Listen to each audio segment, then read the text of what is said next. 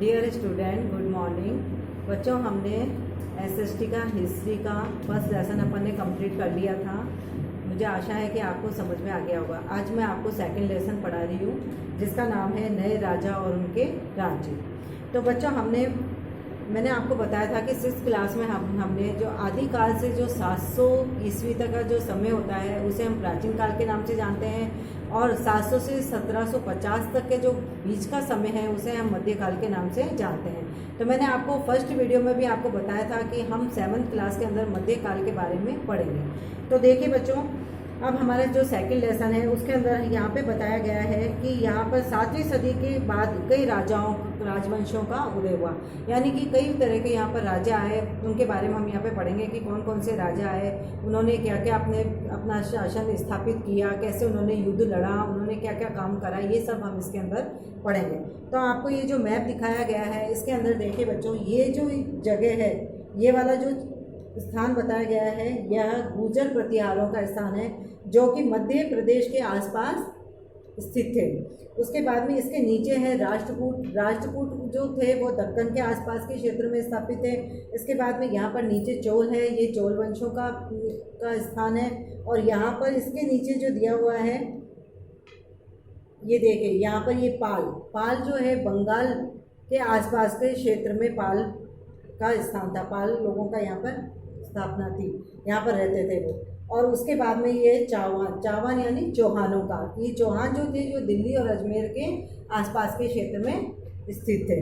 इसके बाद में देखिए नए राजवंशों का उदय। 7वीं सदी आते आते उपमहाद्वीप के विभिन्न भागों में बड़े भूस्वामी और योद्धा सरदार अस्तित्व में आए, यानी कि 7वीं सदी के आते आते कई बड़े भूस्वामी और योद्धा सरदार जो थे वो अस्तित्व में आए। ये लोग राजाओं के साथ में, राजाओं के दरबार में रहते थे और वो जो काम बताते थे उनका काम करते थे, उनके लिए उपहार लेके आते थे, उनको सैनिक सुविधा जो उपलब्ध करवाते थे, सैनिक सहायता उपलब्ध करवाते थे। कौन करवाते थे? योद्धा सरदार, जो कि 7वीं सदी के आते आते अस्तित्व में आए थे। ये वो योद्धा सरदार थे। इनको सामंत के रूप में मान्यता दी गई थी, राजा ने इनको सामंत के रूप में मान्यता दी थी। ये जो सामंत थे ये धीरे धीरे बहुत अधिक संपन्न हो गए, और ये जब बहुत अधिक संपन्न हो गए तो इन्होंने अलग अपने सामंत अपने आप को महासामंत और महामंडलेश्वर के रूप में मानने लगे। अब महामंडलेश्वर किसको कहते हैं? पूरे मंडल का महान स्वामी, उसको महामंडलेश्वर कहा जाता है। तो जब ये सामंत बहुत अधिक संपन्न हो गए तो यह अपने राजाओं से, अपने स्वामी से अलग हो गए, स्वतंत्र रहने लगे, और इन्होंने अपने आप को महासामंत और महामंडलेश्वर का स्वामी घोषित कर दिया। इसके बाद में देखो, इसी का एक उदाहरण है कि दक्कन में राष्ट्रकूटों का अस्तित्व था। वहाँ पर, यानी जो दक्कन जो क्षेत्र था वहाँ पर राष्ट्रकूट रहते थे, और उन्हीं में से वे कर्नाटक के चालुक्य राजाओं के अधीन थे। वो जो दक्कन के जो राष्ट्रकूट थे वे चालुक्य के राजाओं के अधीन काम करते थे। 8वीं सदी के मध्य में एक राष्ट्रकूट प्रधान दंतीदुर्ग ने अपने चालुक्य स्वामी की अधीनता से इनकार कर दिया। अब देखिए, जो राष्ट्रदूत जो दंतीदुर्ग था वो बहुत ही अधिक प्रतिभाशाली था, मतलब कि बहुत ही अधिक संपन्न था। तो वो क्या था, उसने अपने जो स्वामी था, जो चालुक्य स्वामी था, उसकी अधीनता से इनकार कर दिया था, यानी कि मैं उसके साथ में काम नहीं करूँगा। तो उसने उसकी अधीनता से इनकार कर दिया था। उसलिए उसने हराया, उसको हरा दिया, और हिरण्यगर्भ नामक एक अनुष्ठान किया। उसको हराने के लिए हिरण्यगर्भ नामक अनुष्ठान किया। तो हिरण्यगर्भ का शाब्दिक अर्थ होता है सोने का गर्भ। यह अनुष्ठान ब्राह्मणों के द्वारा संपन्न किया जाता था, और इस अनुष्ठान में क्या होता था कि जो कोई व्यक्ति जन्मजात क्षत्रिय नहीं होता था तो वह ये अनुष्ठान करवा के अपने आप को क्षत्रिय बना लेता था। कुछ अन्य उदाहरणों में जैसे कदम्ब मयूर शरणम है जो कि कर्नाटक का था, जिसने कर्नाटक पर सफलतापूर्वक अपना शासन स्थापित किया। इसी प्रकार से गुर्जर प्रतिहार था जो कि राजस्थान का पर अपना सफलतापूर्वक अपना शासन स्थापित किया। इसके बाद में बच्चों आता है राज्यों में प्रशासन। इन नए राजाओं में से कईयों ने राजाओं का राजा, त्रिभुवन चक्रवर्ती, वर्तिन, तीन भुवनों का स्वामी और इसी तरह की अन्य भारी भरकम उपाधियां धारण की। अब देखिए, जब कई राजा बहुत अधिक संपन्न हो जाते थे तो वो अपना आप उपाधियां धारण कर लेते थे। उनको कौन कौन सी उपाधियां दी जाती थी? जैसे महाधिराज यानी राजाओं का भी राजा। जब वो बहुत अधिक संपन्न हो जाते थे राजा, तो वो अपने आप को राजाओं का भी राजा मान लेते थे और उन्हें महाधिराज के नाम से उनको उपाधि दी जाती थी। इसी तरह से त्रिभुवन चक्रवर्ती यानी तीन भुवनों का स्वामी, यह भी मतलब जब राजा बहुत अधिक संपन्न हो जाता था तो यह भी एक उपाधि का नाम है जो उसे दी जाती थी। इसके बाद में कई मतलब ऐसे कई अधिक भारी भरकम उपाधियां धारण कर लेते थे। इसके बाद में क्या आता है बच्चों? 400 कर। अब देखिए, ये जो ब्रैकेट में आपको दिया हुआ है, यहाँ पर आपको करों के बारे में बताया गया है कि 400 कर लगाए जाते थे। अब देखिए, तमिलनाडु में शासन करने वाले चोल वंश के अभिलेखों में विभिन्न किस्म के करों के लिए 400 से ज़्यादा सूची मिली है। यानी कि जो चोल वंश के जो अभिलेख हमें मिले हैं उनके अंदर हमें पता चलता है कि 400 से अधिक कर लगाए जाते थे। इनमें से जो बिट्टी था, बिट्टी नामक जो कर था वह जबरन श्रम के रूप में लिया जाता था। यह एक मेन कर है जिसके बारे में हमको जानना बहुत अधिक आवश्यक है। बिट्टी नाम का जो कर था वह जबरन श्रम के रूप में लिया जाता था।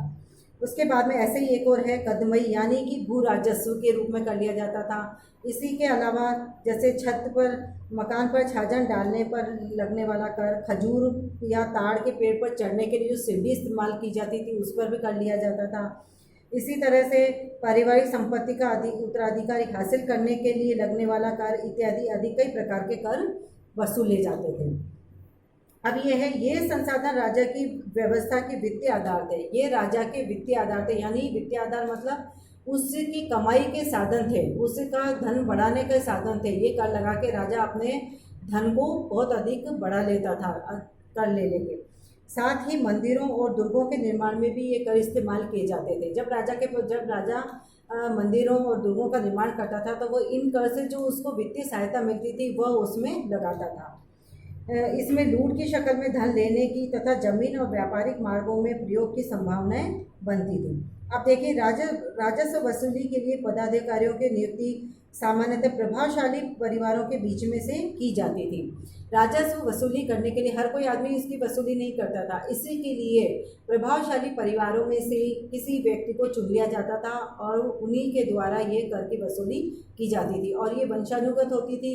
यानी कि मतलब ये निश्चित कर लिया जाता था कि इसी परिवार में पीढ़ी दर पीढ़ी वंशानुगत एक सदस्य इस कर की वसूली करेगा। अब देखिए, प्रशस्तियाँ और भूमि अनुदान। प्रशस्तियों का मतलब होता है प्रशंसा, यानी शासक की प्रशंसा, और भूमि अनुदान यानी भूमि को दान में देना। अब इसके बारे में हम पढ़ेंगे। देखिए, प्रशस्तियों के ऐसे ब्यौरे हैं जो शब्द सत्य नहीं भी हो सकते हैं, लेकिन शासक खुद को कैसा दर्शाना चाहते हैं। मिसाल के लिए शूरवीर, वीर, विजय योद्धा के रूप में ये विद्वान ब्राह्मणों द्वारा रची गई थी, है ना। यानी कि प्रशस्तियाँ जो है विशाल विद्वानों के द्वारा इनकी रची जाती थी। किसी भी राजा की प्रस्तुतियों को विशाल विद्वानों के द्वारा रचा जाता था। उसके अंदर राजा का पूरा बताया जाता था कि वो कैसे युद्ध लड़ता था, वो कैसे शासन करता था, वो सारा उसके अंतर्गत बताया जाता है। अभी उदाहरण के रूप में जैसे यहाँ पे दिया है नागभट्ट की उपलब्धियाँ।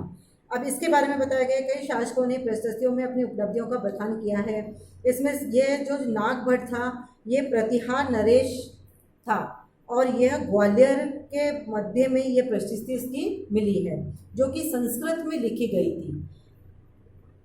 इसमें ये बताया गया है कि जो ये नागभट्ट था ये जब राजकुमार था तभी इसने आंध्र, सेंधव, विदर्भ और कलिंग के राजाओं पर धाराशाही कर दिया गया। इसको मतलब धाराशाही हो गया था। इन सबको मतलब जो ये नागभट्ट जो था ये जब राजकुमार था तो इसने इन सभी राजाओं को हरा दिया था। राजकुमार था तभी इसने इनको हरा दिया था। मतलब इतनी छोटी उम्र में ही इसने ये जो आंध्र, सेंधव, विदर्भ और कलिंग के जो राजा थे उन सबको हरा दिया था।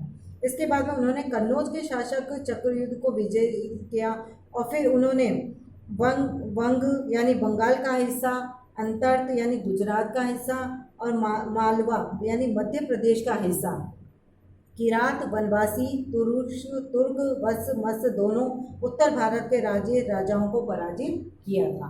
तो ये सब प्रशस्तियाँ जो उसकी थी वह उसमें लिखी गई थी। ठीक है। इसके बाद में आता है राजा लोग प्राय ब्राह्मणों को भूमि अनुदान में पुरस्कृत करते थे, यानी कि जो राजा लोग जो थे वह भूमि अनुदान किसको करते थे? ब्राह्मणों को देते थे। ये ताम्र पत्रों पर अभिलेख होता था, और जो ताम्र पत्र होते थे उन पर लिख दिया जाता था कि किस ब्राह्मण को कितनी भूमि दी गई और किस काम के लिए भूमि दी जा रही है, कितने समय के लिए भूमि दी जा रही है, ये सभी उस ताम्र पत्र पर लिख दिया जाता था। इसके बाद में देखिए बच्चों, 12वीं सदी के लिए बृहद संस्कृत काव्य भी रचा गया। अब ये 12वीं शताब्दी में एक बृहद संस्कृत काव्य रचा गया, जो कि कल्हण नामक एक रचनाकार के द्वारा रचा गया था। 12वीं शताब्दी में जो एक बृहद संस्कृत काव्य रचा गया वह किसके द्वारा रचा गया था? कल्हण नामक रचनाकार के द्वारा रचा गया था। कल्हण ने अपना वृत्तांत लिखने के लिए शिलालेख, दस्तावेजों, प्रत्यक्षदर्शियों यानी पहले के लोगों से पूछकर उसमें लिखा गया था। प्रत्यक्षदर्शियों का मतलब होता है जो पहले के जो लोग थे जिन्होंने उनको देखा था, कि पहले के लोग उससे पूछ कर लिखा कि भाई पहले के राजा कैसे थे, क्या करते थे, वो उनको हम प्रत्यक्षदर्शी कहते हैं। और इससे पहले के इतिहासों समेत अनेक तरह के स्रोतों का इस्तेमाल किया था। यानी कल्हण ने ये जो लेख लिखा उसको लिखने के लिए उसने इन सभी स्रोतों को इस्तेमाल में लिया था। इसके बाद में आता है धन के लिए युद्ध। अब देखो बच्चों, युद्ध किस लिए लड़ा जाता था? धन प्राप्त करने के लिए लड़ा जाता था। यानी कि जो राजा होते थे वो अपने से जो शक्तिशाली जो क्षेत्र था, राज्य था, उस पर आक्रमण करते थे। क्यों करते थे? ताकि वहाँ से जो धन प्राप्त हो वो इकट्ठा कर लेते थे। उस धन प्राप्ति के लिए वो युद्ध करते थे। एक विशेष रूप में वांछनीय क्षेत्र था गंगा घाटी, जो कि कन्नौज नगर में था। कन्नौज नगर का जो गंगा घाटी क्षेत्र था वह बहुत ही अधिक प्रभावशाली था। गुर्जर प्रतिहार राष्ट्रकूट और पाल वंशों के शासक सदी तक कन्नौज के ऊपर नियंत्रण को लेकर आपस में लड़ते रहते थे।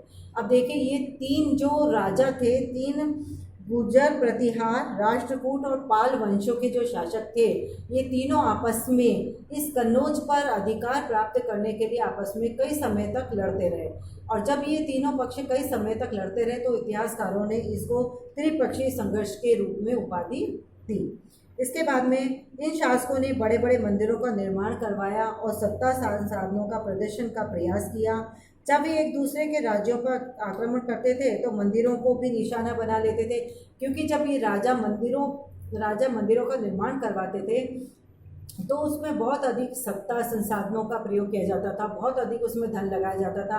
तो जब दूसरे राजा इन पर आक्रमण करते थे तो सबसे पहले वो मंदिरों को अपना निशाना बनाते थे और उससे अपना धन एकत्र कर लेते थे। अब अफगानिस्तान के गजनी का सुल्तान महमूद ऐसे शासकों में सबसे पहले प्रसिद्ध है। गजनी का जो सुल्तान महमूद था वह इसमें सबसे प्रमुख है। उसने क्या किया था? उसने जो संपन्न मंदिर थे उनको निशाना बनाया, जिनमें गुजरात का सोमनाथ मंदिर शामिल था। उसने गुजरात के सोमनाथ मंदिर पर कई बार युद्ध किया, आक्रमण किया और उस मंदिर से उसने खूब सारा धन लेकर उठाकर ले जाया करता था। और वह उसने इस धन का इस्तेमाल उसने वैभवशाली राजधानी के निर्माण में खर्च किया। इसके बाद में सुल्तान महमूद अपने द्वारा जीते गए लोगों के बारे में कई बातें जानता था। उसने अल बेरूनी नामक एक विद्वान को इसका लेखा जोखा लिखने के लिए कहा। अल बेरूनी नामक एक विद्वान था, उसको अपनी प्रशस्ति लिखने का पूरा जो लेखा जोखा था, उसने जो भी काम किए, युद्ध किए, उसने जो मंदिर बनवाए, जो राजधानी बनवाई, उसका पूरा लेखा जोखा लिखने का काम उसने किसको सौंपा? अल बेरूनी नामक विद्वान को दिया। और उसकी अरबी में लिखी गई उसकी कृति किताब अल हिंद आज भी इतिहासकारों के लिए एक महत्वपूर्ण स्रोत है। जो अल बेरूनी था उसने अल हिंद नाम की एक किताब लिखी, जो कि इतिहासकारों का एक महत्वपूर्ण स्रोत बन गया है। यह संस्कृत में लिखी गई थी। युद्ध करने वाले राज्य दूसरे राजाओं में चाहमान भी थे। चाहमान यानी चौहान राजा थे। जो बाद में चौहानों के रूप में जाने गए। ये दिल्ली और अजमेर के आसपास के क्षेत्र में रहते थे। इसके बाद में यहाँ उन्होंने गुजरात के चालुक्यों और पश्चिमी उत्तर प्रदेश के गढ़ वालों से टक्कर लेनी पड़ी। वहाँ का सबसे प्रसिद्ध शासक था पृथ्वीराज तृतीय, जिसने सुल्तान महमूद गौरी नामक अफगान शासक को 1191 में हराया। उसने दूसरे ही साल 1192 में उसके हाथों हार गया। पहले तो उसने महमूद गौरी को हराया, युद्ध में हराया पहले तो, और फिर उसके बाद में दूसरी बार वो खुद स्वयं उससे हार गया। इसके बाद में देखिए बच्चों, चोल राज नज़दीक से एक नज़र, यानी कि ये जो आपको नक्शा दिखाया जा रहा है, इसमें जो ये वाला जो क्षेत्र बताया गया है ये चोल वंशों का है। ठीक है, इसमें हम इनके बारे में पढ़ेंगे। अब देखिए, जैसे कि आपको इसको मैं अपनी भाषा में समझाती हूँ। जैसे कि ये मान लीजिए कि ये जो क्षेत्र है ये पल्लव राजवंशों का है। ये इतना बड़ा जो क्षेत्र है ये पल्लव राजवंशों का है। इसमें छोटे छोटे क्षेत्र आकर बस गए। तो ये जो है ये वाला जो क्षेत्र है ये डेल्टा का मुठियारों का क्षेत्र है, या कावेरी डेल्टा का मुठियारों का क्षेत्र है। कावेरी डेल्टा का क्षेत्र है, जो कि यहाँ पर मुठियार लोग रहते थे। यहाँ पर मुठियार लोग रहते थे। और ये वाला जो क्षेत्र था ये चोल वंशियों का क्षेत्र था। ठीक है, और ये पूरा जो था ये पल्लव राजवंशों का था। अब क्या होता था कि जब ये चोल वंशी जो थे इन पर आक्रमण कर लेते थे। ये छोटा था और ये बड़ा क्षेत्र था, तो ये इन पर आक्रमण करके इनको अपने अंदर सम्मिलित कर लेते थे। ये देखिए, इसमें दिया गया है उरियार के चोलवंशी प्राचीन मुख्य परिवार के विजयालय ने 9वीं सदी के मध्य में मुठियारों को हराकर इस डेल्टा पर कब्जा जमाया। किसने जमाया? राज विजयालय ने। ये चोल वंश का बहुत ही प्रतिभाशाली मुख्य परिवार था। उसने वहाँ तंजावुर शहर और निशुंभ सुदिनी देवी का मंदिर बनवाया। ये मंदिर किसने बनवाया था? विजयालय ने। ठीक है, विजयालय। फिर यहाँ पे आता है राज प्रथम, जो सबसे शक्तिशाली चोल शासक माना जाता है। राज प्रथम है जो सबसे शक्तिशाली चोल प्रशासक माना जाता है, और इसने 1985 में राजा बना था। ये 1985 में राजा बना था, और राजा राज के पुत्र ने जो था वो था राजेंद्र प्रथम ने उसकी नीतियों को जारी रखा। राजा राज का जो पुत्र था उसका क्या नाम था? राजेंद्र प्रथम। उसने उसकी नीतियों को जारी रखा और उसने गंगा घाटी, श्रीलंका तथा दक्षिण पूर्व एशिया के देशों पर हमला किया और इनको अपने अंदर सम्मिलित कर लिया, जीत लिया, उनको अपने अंदर सम्मिलित कर लिया। और इसको युद्ध करने के लिए वो कौन सी सेना को इस्तेमाल में लेता था? जल सेना को इस्तेमाल में लेता था। उसने जल सेना बनाई। ठीक है, फिर है भव्य मंदिर और कांस्य मूर्ति कला। ये चोल वंश की बहुत ही महत्वपूर्ण विशेषता है। क्या है? भव्य मंदिर और कांस्य मूर्ति कला। अब देखिए, राजा राज और राजेंद्र प्रथम द्वारा बनाए गए तंजावुर और गंगईकोंड चोलपुरम के बड़े मंदिर स्थापत्य और मूर्ति कला की दृष्टि से ये चमत्कार है के रूप में माना जाता है। चमत्कारी माना जाता है इनको बहुत अधिक, क्योंकि यहाँ पर बहुत अधिक स्थापत्य कला और मूर्ति कला का प्रयोग किया गया है। अब देखिए, ये मंदिर शासकों और अन्य लोगों द्वारा दी गई भूमि से भी संपन्न होते थे। ये मंदिर बहुत अधिक संपन्न होते थे, क्योंकि यहाँ पर जो बहुत अधिक धन लगाया जाता था राजाओं द्वारा और बहुत अधिक भूमि दी जाती थी, तो ये बहुत अधिक संपन्न होते थे। इस भूमि की उपज उन सारे विशेषज्ञों द्वारा निर्वाह करने में खर्च होती थी जो मंदिर के आसपास रहते थे, उसके लिए काम करते थे। अब ये जो इस मंदिरों से जो भी आय उनको प्राप्त होती थी, ये उनके आसपास रहने वाले लोगों पर ही खर्च कर दी जाती थी। जो किन लोगों पर खर्च की जाती थी? जो उसके लिए, मंदिरों के लिए जो काम करते थे, जो उसके आसपास रहते थे, जैसे पुरोहित, मालाकार, बावर्ची, मेहतर, संगीतकार, नर्तक आदि। ठीक है बच्चों। दूसरे शब्दों में मंदिर सिर्फ पूजा आराधना के स्थान नहीं थे, ये वे आर्थिक, सामाजिक और सांस्कृतिक जीवन के लिए केंद्र भी बन गए थे। मंदिरों के साथ जुड़े हुए शिल्पों में सबसे विशिष्ट था कांस्य प्रतिमाएं बनाने का काम। आ गया सबको समझ में। इसके बाद में है, देखो यहाँ पर अब जो कांस्य प्रतिमाएं बनाई जाती थी उसमें देवी देवताओं की प्रतिमाएं भी बनाई जाती थी और उसके साथ साथ भक्तों की प्रतिमाएं भी उसके अंदर बनाई जाती थी। उसके बाद में है कृषि और सिंचाई। जो लोग कावेरी नदी के आसपास का क्षेत्र था, इसलिए जब कावेरी नदी के आसपास का क्षेत्र था तो वहाँ पर पानी की कमी नहीं थी, वहाँ की मिट्टी भी बहुत अधिक उपजाऊ थी, तो वहाँ पर कृषि भी बहुत अधिक मात्रा में की जा सकती थी। अब देखिए 5वीं या 6ठी सदी के में आकर ही इस इलाके में बड़े पैमाने पर मतलब खेती शुरू हो गई थी। कुछ इलाकों में जंगलों को साफ किया जाने लगा, फिर वहाँ पर दूसरे कुछ इलाकों में ज़मीन को समतल बनाया जाने लगा, जंगलों को साफ किया जाने लगा। डेल्टा क्षेत्रों में बाढ़ को रोकने के लिए तटबंध आदि बनाए गए। फिर इसके बाद में नहरों का निर्माण किया गया। अब देखिए यहाँ पर कुछ इलाकों में कुएं खोदे गए, बारिश के पानी को इकट्ठा करने के लिए विशाल सरोवर बनाए गए। जब बारिश आती थी तो वहाँ के पानी को मतलब इकट्ठा कर लिया जाता था, विशाल सरोवर बनाकर उसमें इकट्ठा कर लिया जाता था। सिंचाई के काम में योजनाओं की जरूरत होती थी और श्रम और संसाधनों को व्यवस्थित करना, इन कामों की देखरेख करना और ये तय करना कि पानी का बंटवारा कैसा किया जाए, इसके लिए मतलब ये श्रम अलग अलग लोगों में बांट दिया जाता था। जो बहुत ही अधिक मतलब जो नए नए जो शासक होते थे उस गांव के जो लोग थे, प्रतिभाशाली गांव के जो लोग थे, उन लोगों में ये काम बांट दिया जाता था कि किसको पानी के लिए मतलब तालाब बनाने हैं, किसको क्या काम करना है, वो सारा काम को आपस में बांट दिया जाता था। अब है साम्राज्य का प्रशासन। सिंचित खेती के साथ बहुत समृद्ध हो गया था। देखिए किसानों की जो बस्तियां थी वह सिंचित खेती के कारण बहुत अधिक समृद्ध हो गई थी, उनको बहुत अधिक धन प्राप्त हो गया था। तो उन बस्तियों को किस नाम से जाना जाता था? उर के नाम से जाना जाता था। इसी तरह से जब ये बस्तियां 2-3 गांव जैसे मिल जाते थे तो जो बहुत अधिक सिंचाई के कारण बहुत अधिक संपन्न हो गए थे, तो उन 2-3 गांवों को मिलाकर जो नाम उन गांवों को नाम दिया जाता था, उन गांवों के समूह को नाडू का नाम दिया गया, उनको नाडू के नाम से जाना जाता था।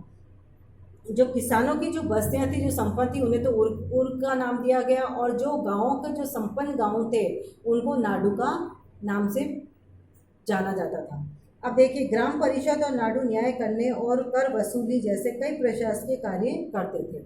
यानी कि जो ग्राम परिषद थे और जो नाडू न्याय करने वाले थे वह कई प्रकार के प्रशासनिक कार्य करते थे, जैसे कर लगाने का काम, लोगों की परेशानी का न्याय करने का काम, ये सारा काम वो करते थे। अब इसके बाद में आता है वेल्लाल जाति के धनी किसानों को केंद्रीय चोल सरकार की देखरेख में नाडू के कामकाज में अच्छा खासा नियंत्रण मिल जाता था। जो वेल्लभ जाति जो थी वो भी एक संपन्न जाति थी, उनको चोल सरकार की देखरेख में कार्य करते थे और इसलिए उनको क्या धनिष्ठ भूस्वामी चोल राजाओं के सम्मान के रूप में मूवेंद, वेलन और अरयार जैसी उपाधियां दी जाती थी। अब जो किनको उपाधियां दी जाती थी, ये वाली वेलल जाति के जो लोग थे, वेलल जाति जो थी उनको ये वाली उपाधियां दी जाती थी क्योंकि वो बहुत अधिक संपन्न थे और चोल सरकार की देखरेख में कार्य करते थे। इसके बाद में है भूमि के प्रकार। अब देखो ये भूमि के प्रकार कौन कौन से हैं, कौन कौन सी प्रकार की भूमि होती है। पहली है वेलन वगाई, यानी कि गैर ब्राह्मण किसान स्वामी की भूमि। इसका मतलब होता है गैर ब्राह्मण किसान स्वामी की भूमि। दूसरा है ब्रह्मदेव, यानी ब्राह्मणों को उपहार में दी गई भूमि। तीसरा है शाला भोग, किसी विद्यालय के रख रखाव के लिए दी गई भूमि। देवदान तिरुम टटकनी, मंदिर को उपहार में दी गई भूमि। और पल्ली चंदम, जैन संस्थाओं को दान में दी गई भूमि। अब यहाँ पे आता है ब्राह्मणों को समय समय पर भूमि दान या ब्रह्मदेय प्राप्त हुआ। ब्राह्मणों को समय समय पर राजाओं द्वारा भूमि दी जाती थी, ब्रह्मदेय दिया जाता था। परिणाम स्वरूप कावेरी घाटी और दक्षिण भारत के दूसरे हिस्सों में ढेरों ब्राह्मण बस्तियां अस्तित्व में आई। जब वहाँ पर बहुत मतलब अधिक ब्राह्मणों को भूमि दी जाती थी तो वहाँ पर क्या होता था कि बहुत सारी ब्राह्मणों की बस्तियाँ वहाँ पर स्थापित हो गई और वो बहुत अधिक संपन्न होते थे क्योंकि उनके पास बहुत सारी भूमि होती थी। प्रत्येक ब्रह्मदेव की देखरेख के लिए प्रमुख ब्राह्मण भूस्वामियों की एक सभा द्वारा की जाती थी। यानी कि जो ब्राह्मणों की जो भूमि की जो देखरेख थी वह भूमि ब्राह्मण भूस्वामियों के द्वारा की जाती थी। ये सभाएं बहुत कुशलतापूर्वक कार्य करती थी। अब देखिए यहाँ पर नगरम, नगरम क्या होता था? व्यापारियों का संघ। नगरम किसको कहते थे? व्यापारियों के संघ को, जो कि अक्सर शहरों में प्रशासनिक कार्य संपादित करते थे। तमिलनाडु के चिलंगपुट जिले के उत्तर मेरू में प्राप्त अभिलेखों में इस बात का सविस्तार वर्णन मिलता है। सिंचाई के कामकाज, बाग बगीचों इत्यादि की देखरेख के लिए सभा में विभिन्न समितियां होती थी। सिंचाई के कार्य के लिए और बागों की, मंदिरों की देखरेख के लिए कई समितियां स्थापित की जाती थी। अब इन समितियों की सदस्यता करने के लिए हर किसी को नियुक्त नहीं किया जाता था। इन समितियों की सदस्यता के लिए जो प्रभावशाली, जो प्रतिभाशाली जो परिवार होते थे, उनमें से सदस्यों को चुना जाता था। और वो कैसे चुने जाते थे? उन योग्य लोगों को कैसे चुना जाता था? उनके लिए उनके नाम ताम्रपत्र के छोटे टिकटों पर लिख दिया जाता था और उसे एक मिट्टी के पात्र में रख दिया जाता था। फिर एक छोटे लड़के से एक एक करके वो टिकट बाहर निकाले जाते थे और इस तरीके से उनको लोगों को चुना जाता था। अब ये जो लोगों की उत्तर मेरू अभिलेख के अनुसार सभा की सदस्यता के लिए, जो लोग सभा की सदस्यता करने के लिए जो लोगों को चुना जाता था, उनमें क्या क्या योग्यताएं होनी चाहिए? ये देखिए, सभा की सदस्यता के लिए इच्छुक लोगों को ऐसी भूमि का स्वामी होना चाहिए जहां से भू राजस्व वसूला जा सके। उनके पास अपना घर होना चाहिए। उनकी उम्र 35 से 70 के बीच की होनी चाहिए। उन्हें वेदों का ज्ञान होना चाहिए। उसे प्रशासनिक मामलों की अच्छी जानकारी होनी चाहिए। ईमानदार होना चाहिए, वह व्यक्ति ईमानदार भी होना चाहिए। 12वीं शताब्दी की तमिल कृति पेरिया पूनम का एक उदाहरण नीचे दिया गया है। अब ये पेरिया पूनम क्या होता है? वह होता है, ये पेरिया पूनम वह होती है जो कि तमिल कृति में लिखी गई है। इसका मतलब ये होता है कि साधारण मर्द और औरत कैसे जीवन बिताते थे, इसका वर्णन इसके नीचे दिया गया है। ठीक है बच्चों, अब है तांग वंश के युग का चीन। यानी कि चीन में तांग राजवंश के तहत एक साम्राज्य स्थापित हुआ जो लगभग 300 वर्षों तक 7वीं से 10वीं सदी तक इस सत्ता में रहा। इसकी राजधानी शियान दुनिया के सबसे बड़े नगरों में से एक थी, जहां तुर्की, ईरानी, भारतीय, जापानी और कोरिया आया जाया करते थे। अब बच्चों, ये लेसन हमारा समाप्त हो गया है। आशा है आपको समझ में आ गया होगा। Thank you.